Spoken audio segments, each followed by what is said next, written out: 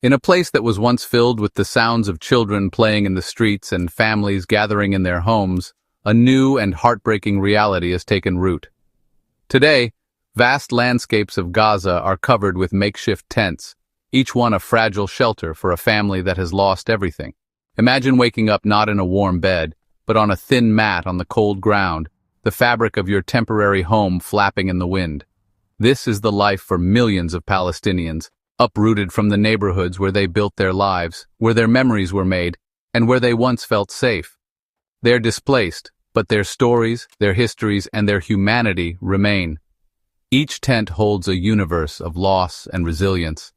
Inside, a mother tries to create a sense of normalcy for her children, telling them stories of their old life to keep the memories alive.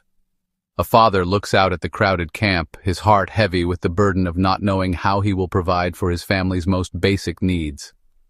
The children, who should be in school learning and dreaming about their futures, now spend their days navigating the crowded and often unsanitary conditions of the camps.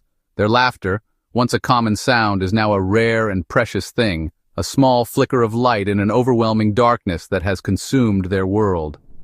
These sprawling cities of canvas and plastic are more than just temporary shelters. They are symbols of a profound and ongoing catastrophe. Families huddle together, sharing what little they have, their lives shrunk to the confines of a few square meters. They have lost their homes, their possessions, and for many, their loved ones. Yet in this sea of displacement, you can still witness incredible acts of kindness and community. Neighbors who were strangers just months ago now function as a single extended family, bound together by a shared experience of suffering and an unyielding will to survive the unimaginable circumstances forced upon them. The psychological toll of this existence is immense, a silent wound that cuts deeper than any physical injury.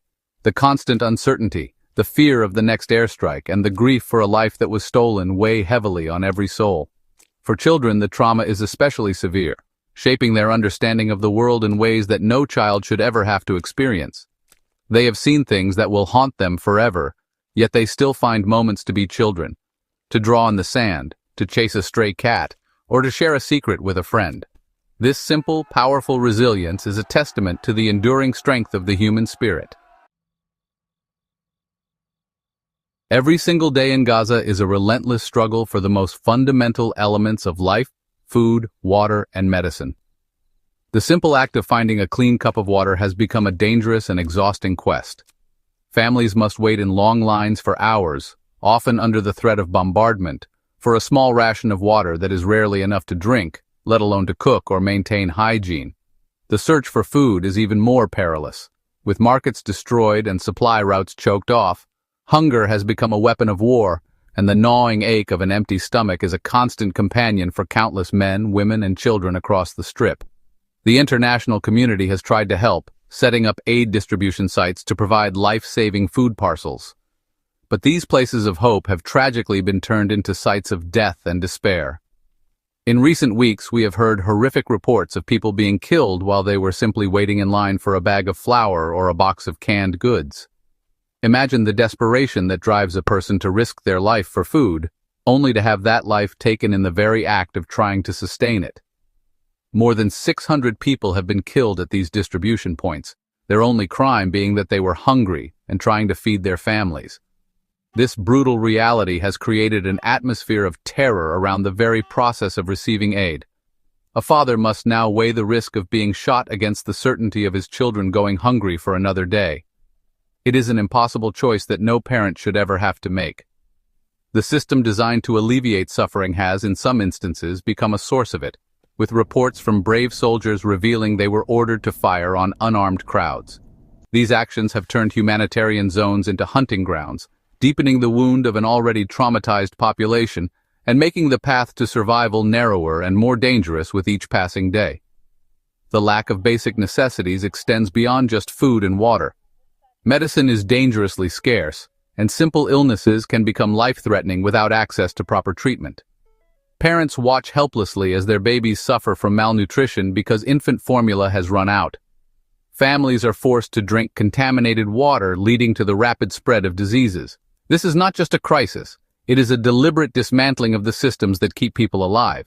It is a humanitarian catastrophe engineered by blockade and bombardment, leaving millions trapped in a cycle of fear, hunger, and sickness from which there is no easy escape. Hospitals, which should be sanctuaries of healing and hope, have become epicenters of the crisis in Gaza. These sacred places have been repeatedly targeted, damaged, and overwhelmed, leaving them struggling to function amid constant chaos. Doctors and nurses, true heroes in every sense of the word, work tirelessly with dwindling supplies, performing surgeries by the light of their mobile phones and reusing medical equipment that should be discarded. They are fighting a losing battle against death itself, surrounded by the devastation of a war that shows no respect for the sanctity of human life or the institutions built to preserve it. Each new patient is a reminder of their dwindling capacity to save lives. A critical and life-threatening issue facing Gaza's remaining hospitals is the severe shortage of fuel. This is not just about keeping the lights on. Fuel is the lifeblood of a modern hospital. It powers the incubators that keep premature babies alive, the ventilators that help the critically injured to breathe, and the refrigerators that store essential medicines and blood supplies. At Al-Shifa, the largest hospital in northern Gaza, officials have warned that hundreds of patients are now facing death as their fuel reserves run out. This is a silent, ticking clock, where each moment that passes without a resupply brings vulnerable patients closer to a preventable death. The human cost of this medical collapse is staggering and deeply personal. Imagine a mother sitting by her newborn's incubator, watching the power flicker, knowing that her baby's life depends entirely on a machine that could shut down at any moment. Think of a patient in intensive care whose breathing is supported by a ventilator, their family praying not just for their recovery, but for the fuel that keeps the machine running. These are not abstract scenarios. They are the lived realities for thousands of families in Gaza today. The lack of fuel turns hospitals from places of care into places of profound anxiety and impending loss. The sheer number of casualties has pushed the healthcare system far beyond its breaking point. Since the conflict began, more than 56,000 Palestinians have been killed, a number that is difficult to even comprehend. The vast majority of these victims are women and children, the very people who represent the future of Gaza. For every person killed, there are many more who are wounded, often with life-altering injuries that require long-term care that is simply unavailable. The loss is felt in every family, in every community, creating a collective trauma that will echo for generations to come, long after the bombing stops. Despite the immense suffering and the relentless destruction, the spirit of the Palestinian people has not been broken. In the face of unimaginable loss, they continue to show incredible strength, resilience, and a profound hope for a better future. It is a hope that can be seen in the eyes of a teacher who gathers children in a tent to teach them to read, ensuring that their education is not another casualty of war. It is present in the actions of neighbors who share their last piece of bread, affirming their shared humanity in the darkest of times. This resilience is not passive. It is an active, daily choice to affirm life and dignity. Recently, there have been renewed efforts to secure a ceasefire, offering a fragile glimmer of hope on the horizon. World leaders, including the U.S. President, have announced that the framework for a 60-day truce has been put forward, and they have urged all parties to accept the proposal. For the people of Gaza, a ceasefire is more than just a political term. It means a stop to the bombing that has haunted their days and nights. It means a chance to search for missing loved ones, to begin the long process of mourning, and to take a breath without fear. It is the first essential step toward ending this nightmare. The hope for peace is a powerful force that sustains people through the most difficult trials. Palestinians dream of a day when their children can play outside without fear, when they can rebuild their homes and their lives, and when they can live with the freedom and dignity that is the right of all people.